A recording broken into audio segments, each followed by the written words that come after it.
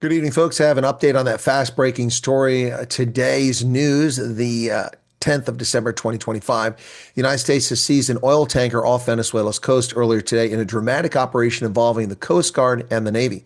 Several media outlets are describing today's seizure as a major escalation against Nicolas Maduro. Perhaps, but there's a lot more to the story.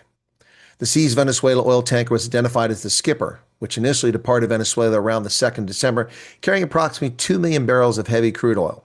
Now, based on internal documents from Venezuela's state-owned oil company, Petroleras de Venezuela S.A., leaked to the media, by the way, roughly half the cargo reportedly belonged to a Cuban state-run oil importer.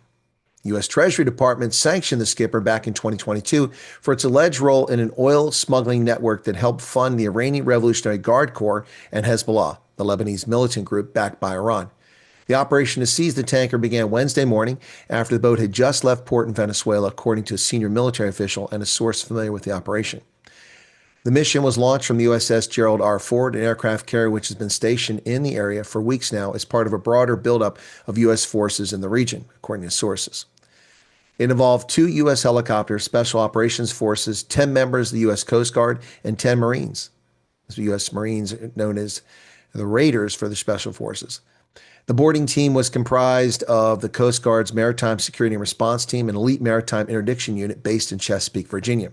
Now, according to the Treasury Department, the ship, known as the Odessa back in 2022, is among the vessels controlled by sanctioned Russian oil magnate Viktor Artemov. At the time they sanctioned the ship in 2023, the Treasury Department said Artemov transported Iranian oil using an expansive network of ships that were often registered in obscure ways with the intention of skirting U.S. restrictions on Iranian petroleum exports. The tanker is currently controlled by Nigeria-based management company Tamarosa Global Ventures Ltd. And owned by a firm linked to Artemov, according to publicly available data. Now, an additional late-breaking tidbit about the story comes from Guyana.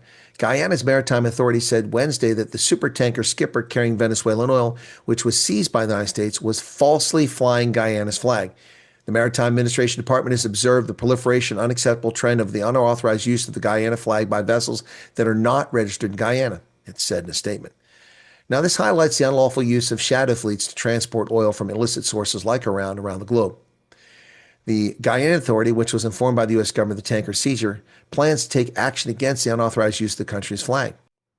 Maduro's regime has responded to the seizure. Venezuela's government said in a statement that it strongly denounces and repudiates what constitutes a shameless robbery and act of international piracy. Under these circumstances, the true reasons for the prolonged aggression against Venezuela have finally been revealed. It has always been about our natural resources, our oil, our energy, the resources that belong exclusively to the Venezuelan people. Piracy? No. An illicit ship flying a false flag is interdicted in international waters. That's not piracy, but rather the rule of international law. And here's the funny thing. Maybe it will lead to a robbery of your oil, because when Trump was asked about this afternoon, Trump's response, the question was, what about the oil? He said, well, I guess we'll keep it. For their part, U.S. officials stated that while the Skipper was carrying Venezuelan oil, the seizure was linked primarily to the vessel's past involvement in smuggling illicit Iranian oil rather than direct ties to the Maduro government. In a statement accompanying the footage, Pam Bondi, the Attorney General, said the FBI, Homeland Security Investigations, and the U.S. Coast Guard, with support from the Department of Defense, execute a seizure warrant for a crude oil tanker used to transport sanctioned oil from Venezuela and Iran.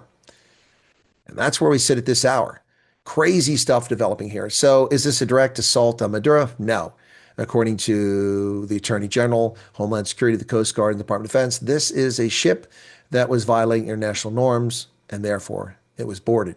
The boarding operations by the Marines and the Coast Guard were efficient and effective and quite stunning to observe, and the video that was released by the Attorney General today. Will this lead to an escalation?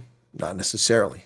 If the U.S. government is telling us the full story, which it appears to be the case, then this is simply a ship that was misbehaving, that was confiscated for its violations of international norms. What say you folks? Any comments on this one? Cheers.